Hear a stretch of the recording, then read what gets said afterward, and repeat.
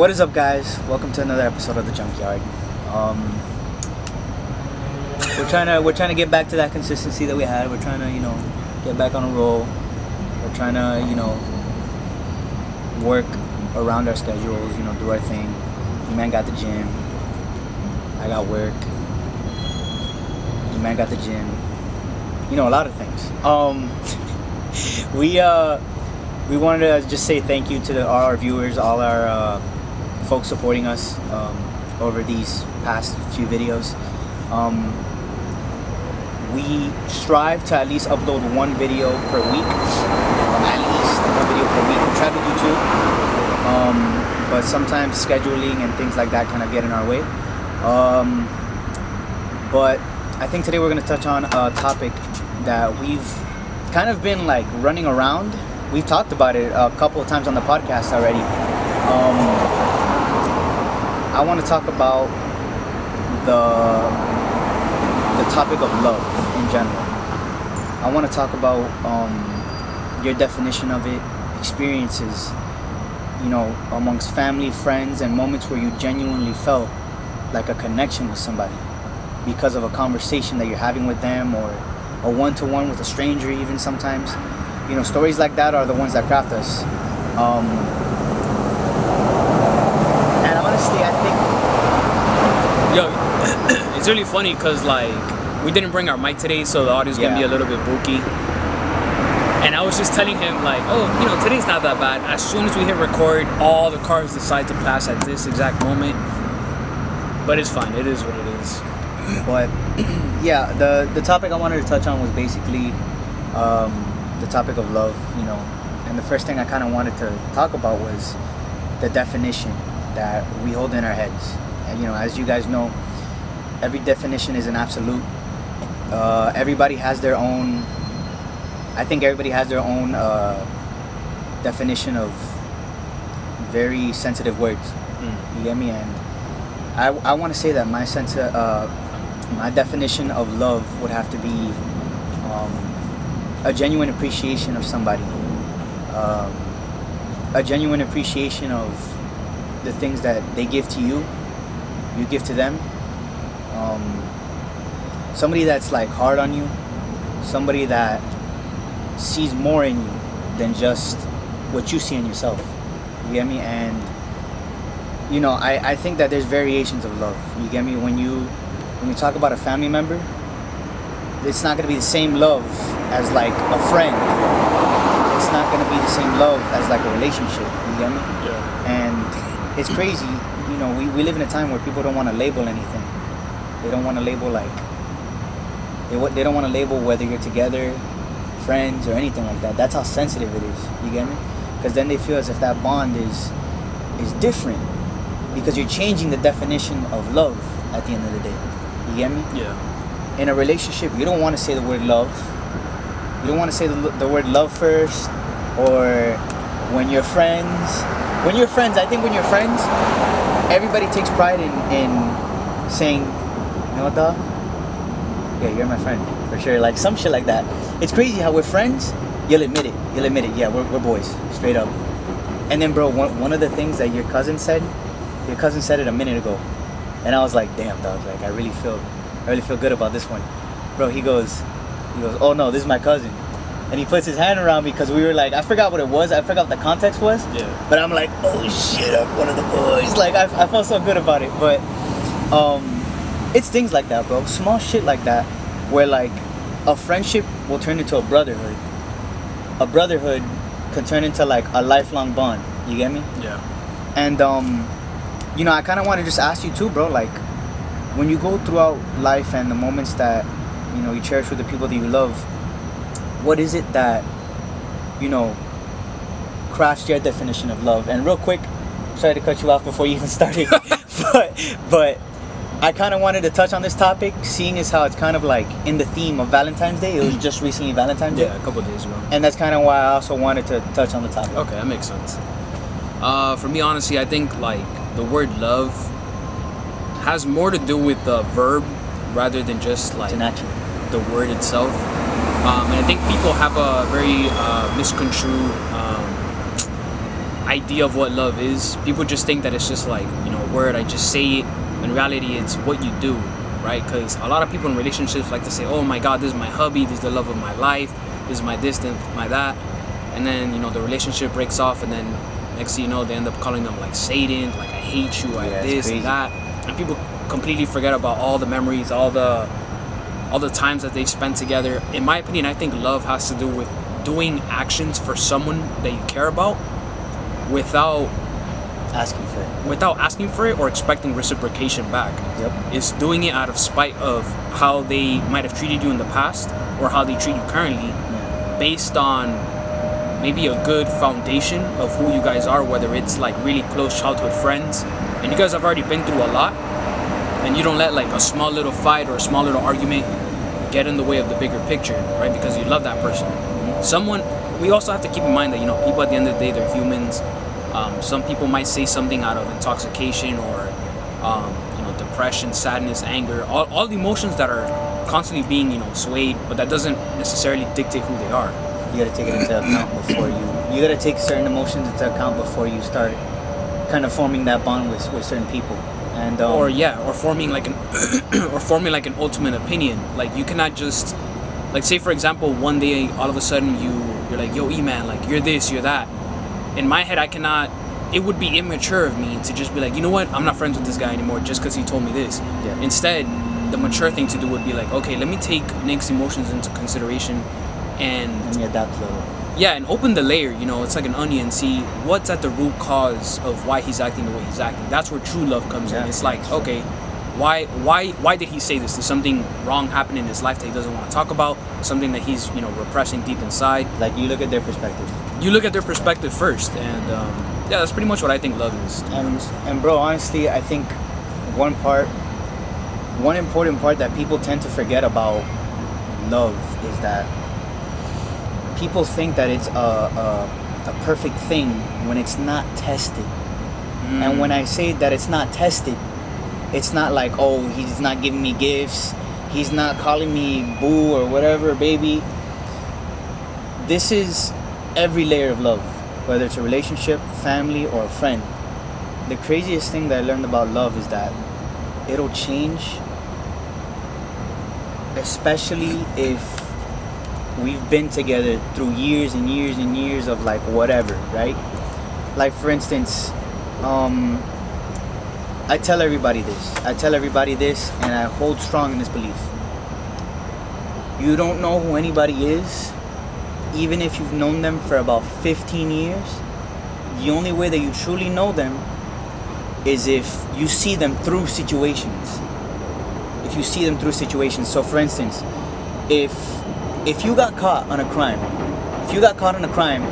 and I had nothing to do with the crime, but for some reason they found like one of my hairs on you and they used it as DNA, so now they're accusing me, how would you react as a friend? Would you give yourself up and be like, he had nothing to do with it, it was on me? Or also put the blame on me so you get less of a charge, you get me? Yeah. Or something like that. Like, when you're faced with those decisions and those, you know, situations will tell me what kind of friend you are.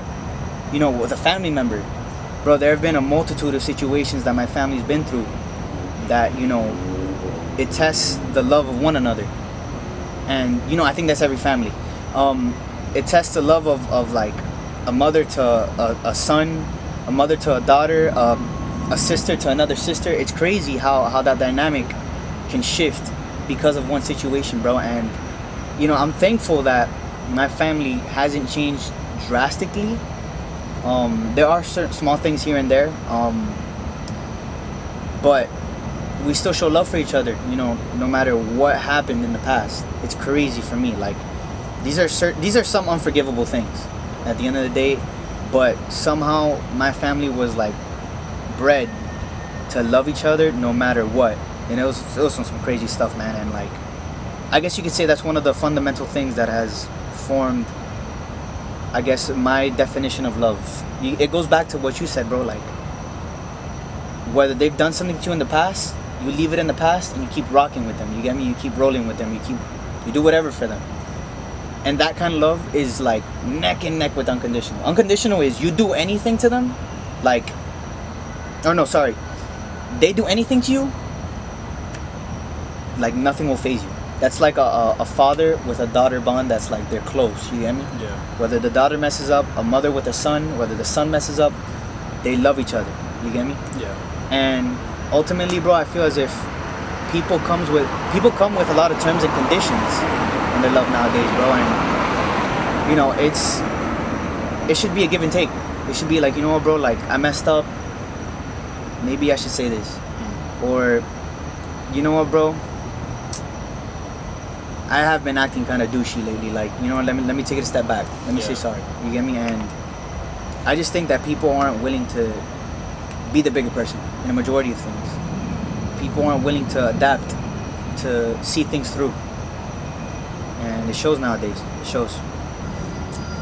But yeah, I mean, going back to the topic of and adapting love and things like that, I guess in a situation, when would you say your kind of love has been tested before? Like, where you tell yourself, bro, like, I hate this person, but then ultimately you see yourself coming back to them and like kind of working things out at the end of the day. You get me? Like, it could be like a family member or a friend or a stranger, an acquaintance. You don't have to be specific on the name.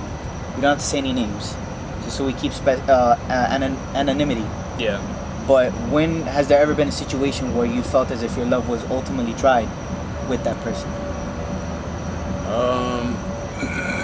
If I'm being honest, I don't think there was a specific person in my life that has like occurred with. But what I can say is, I wouldn't say love, but I would say more like forgiveness and like, I guess, compassion for someone else. It would be with someone at my job who, like, this particular person sometimes acts a certain way that I don't really like, and I take into consideration where this person was born and why they act the way they act based on, you know, how they were raised and stuff like that. And because I'm already used to like certain people treating me a certain way,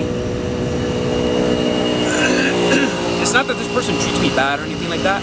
It's just how they say things that like bothers me. Like, if you ask for a favor, like sometimes there's no please, or it sounds more like a command rather than like asking, like politely, like little things like that.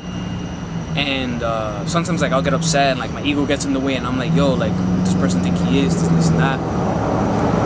But I realize it's about like having patience, like no matter what, like nobody here is perfect, because I look at the intentions of the heart. Like, even though this person might say things a certain way, they don't mean harm by it.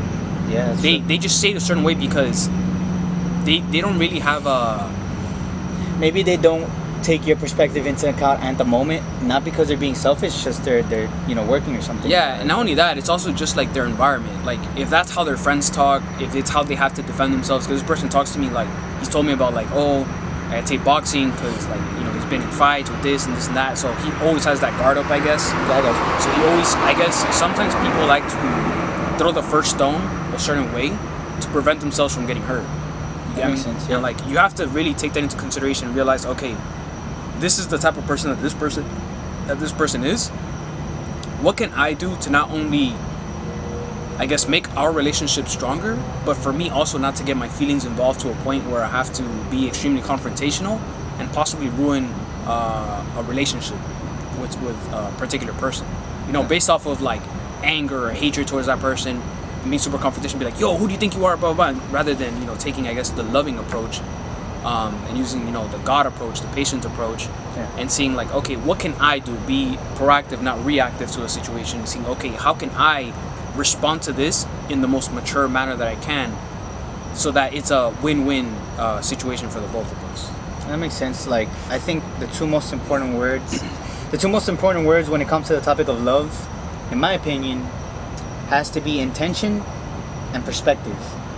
And you know, you just touched on the intention part, and what I wanted to get into that is basically, I think that once you kind of chop down somebody's intention, like you get to the root of it, I think that they do no wrong almost. It's hard for you to do wrong for me if your intention is good for me at the end of the day. You get me?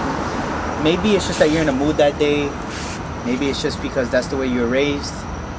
Maybe it's just because you're used to that lifestyle. Maybe it's just because, I don't know, you're in a phase. I don't know, but I think intention is the most important thing when it comes to perspective as well. If I see that you're always angry at me, if you're always angry at me, or you say some slick shit every day, I can clearly see at this point, your intention is not to get along with me. Your intention is to, if we were coworkers, get into work, leave work. That's it. And so when I see your intentions and how much you bring, and what kind of energy you're giving to me, like a negative one, I don't try to feed it. I don't try to interact with you. I don't try to get to know you. And don't get me wrong, I know that sounds toxic. That sounds toxic where you're not being proactive in a sense that you want to know why they're acting like that towards you. Like you want to ask, like, you know, why is he always mad at me? What happened to him in the past? Like, and that's where perspective comes in. You get me? Intention and perspective. And if you're truly invested in somebody's life, and it's been several days where they're angry at you, several days where they're sad, several days where they act slick for whatever reason or egotistical, you ask them, you say, hey bro, like, what's up? Like, how you doing? You get me? Ask them questions, bro. The easiest way, I find that the easiest way to break down somebody to their core, and not in a hostile way, more of like an understanding way, is asking the small questions first. You ask the smallest questions. You say, how are you doing, bro? You say, oh, okay, you're feeling that way, how come? And then if they don't want to reveal too much, then you ask other aspects about their day. You know, you say, how'd you spend today? How'd you spend the week? You know, how's your mom? How's your dad doing? How's this? You kind of just slowly start to pick at it. You get me? And I don't mean to come in with, like, you know, a psychological standpoint and just being like, okay, I want to pick your brain. No, it's just more of like, I want to make this work. You get me? I want to understand why you're like this currently. Yeah. You get me? And bro, there are days where, like, I'll feel like, man, this guy's a dickhead, bro. Like, in my head, I'll be like, this guy's a fucking asshole. Like, I'll go off, like, because I'm human. You get me? Like, I'm not gonna be perfect and say that I'm an angel and just be like, oh, it's okay, I understand. Like, I get why you're mad. No. Me, I'm just like, stay mad, you dumb motherfucker. Like, I don't care sometimes. But then, you know, I kind of like try to be introspective.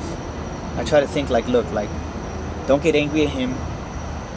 Look at his entire situation from what he's told you or what she's told you, and just put it down on the ground, bro. Like, there's no point in being up here with them. It could ruin your day. It could ruin your day. It could ruin your mentality. It'll bring more negativity into your life, bro. It could bring more stress into your life. And bro, at the end of the day, if they're being that offensive, the best thing you can do is stay quiet until they've cooled down, until their emotions are like on the floor. You get me, bro? And I'm just thinking to myself, like, how would you cool down somebody? Like, what would your approach be to, like, I guess, helping somebody out emotionally to where they're with you on the floor, like they're on the ground, they're okay? So it's happened to me a couple times. I would say that the best way to do it is to come from an understanding perspective first, rather than attacking their emotions head on, rather than saying, hey, listen, I know that this happened to you. I understand that. I go, but here's what's gonna happen if you continue this path. If you continue in this angry path, it's gonna ruin your day. You're gonna get a headache. You tell them all the things that come along with that negative emotion. And you say, listen, I know that this occurred. It's already occurred. What can we do from here on out to change the outcome? Yeah, and the crazy thing too, phrasing plays a huge part when you're talking to anybody in any kind of mental state. It's like that saying that says, it's not what you say, it's how you say it. Yes, bro. Me, I could be as happy, like, just extremely happy, thankful for the day, and just for whatever reason, my face is like on a RBF. For whatever reason, like, you know, I'm just like looking at the ground thinking or some shit. Yeah, and nobody knows that face more than myself, because, you know, I have that face. Not all the time, Naturally. bro. Not all the time, When you're tired. Let's just say when you're tired. Yeah, Bro, but tired like 90% of the time. but let's just say like I'm staring at the ground and I'm just like looking like a sad clown for a second. Just because I'm staring at the ground, I'm not focused.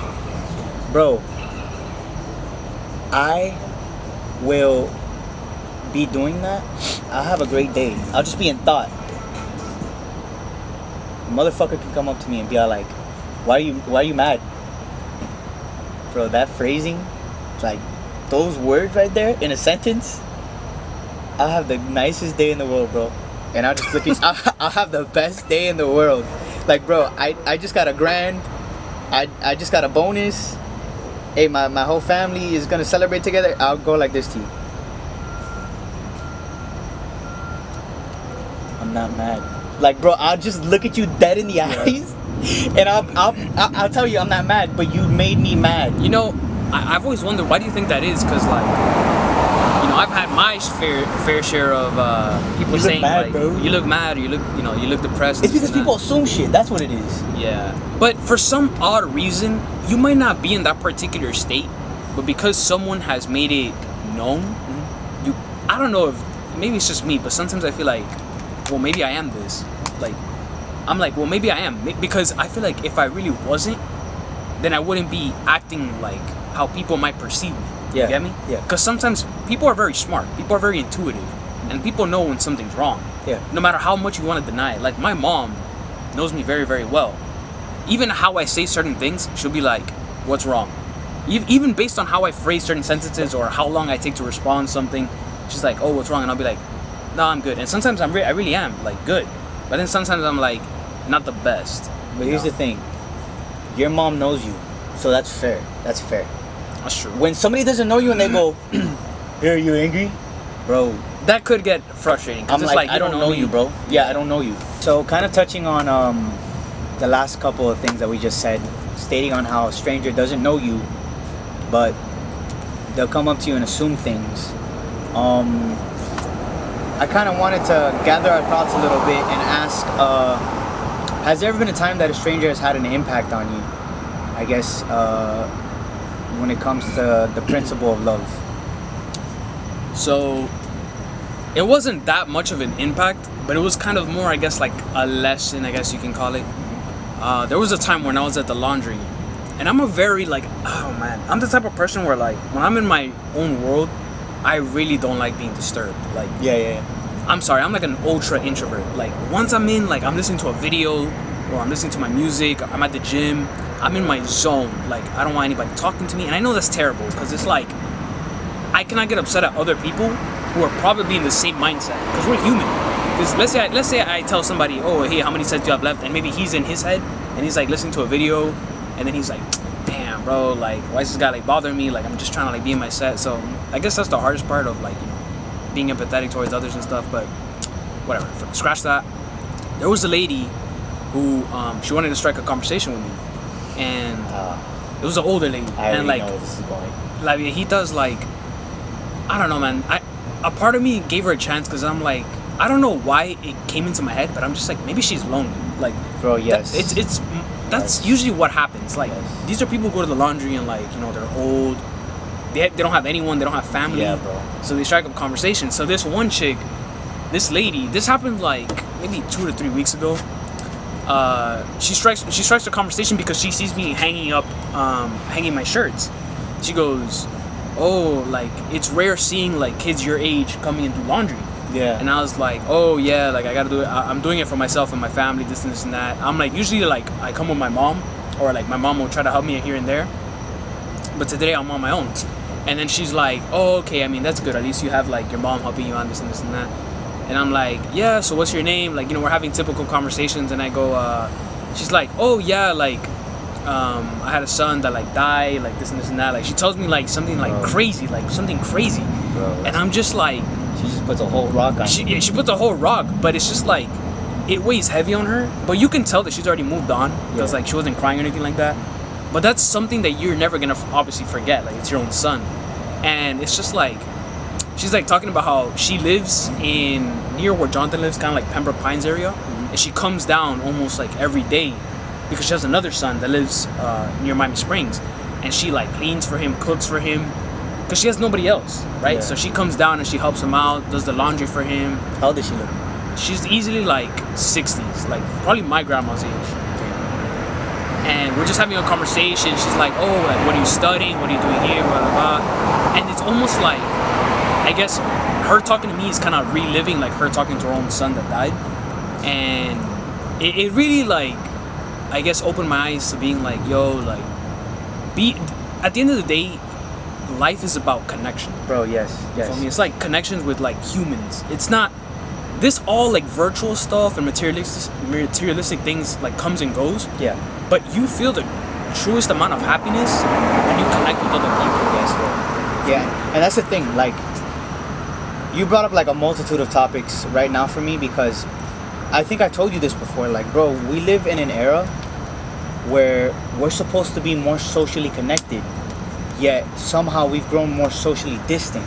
You get me? We have all these electronics and these means of like talking to each other and things like that, but yet we're not opening up to people. We're not sharing our negative experience, only our positive experiences. And I think that's a negative thing on society. You get me? People need to be realistic, and they need to expose more of like the negative aspects of society so we can clean them up. But also going back to your point, me and E-Man have been thinking about doing this for a while. We've been thinking about like setting up a kind of like a small table somewhere and just interviewing like random people. And it goes directly back to what E-Man just said right now. Like, life is about connecting with people, and through their stories and things like that, man. Like me, you know, when I see somebody come up to me and, you know, they ask how the weather's doing, or no, sorry, how the weather's been lately around my area, I'll be like, oh, it's been nice and things like that. And they'll be like, yeah, you know, my son got struck by a whole ass tree. Like, bro, right then and there, like, don't get me wrong. Like, oh my Don't get me wrong. Don't get me wrong.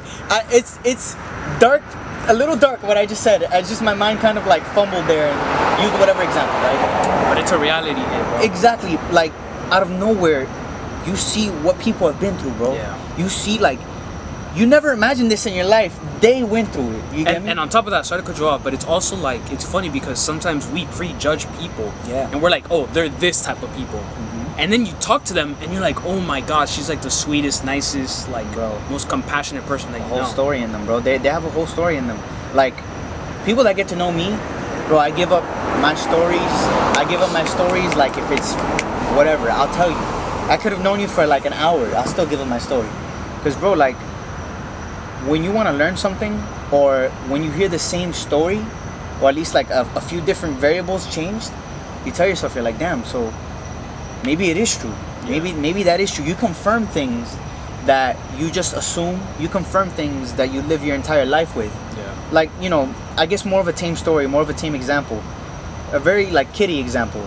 I wasn't somebody that this is like BS story stuff. Like, this is just joking around me. I wasn't somebody that liked certain ingredients on pizza. Let's just say that. Quick little thing. Certain ingredients on pizza. I didn't like pineapple on it. And then everybody around our friend group is like, Nick, you gotta try pineapple with pizza. You gotta try pineapple with pizza. It took me one night of being intoxicated to try it, admittedly speaking. And it was one of the greatest things I had ever tasted in my life. Like, I hated the idea of it.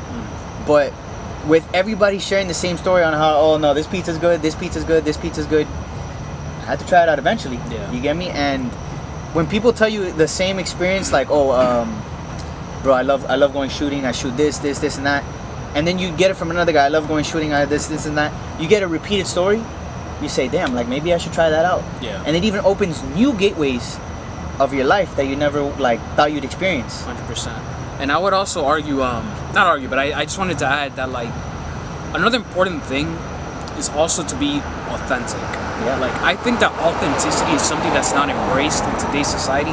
Because I remember seeing a video of somebody saying, like, he goes, I feel like everybody wants to be a copy of everybody else, right? Everybody always wants to do the newest trend on, like, TikTok.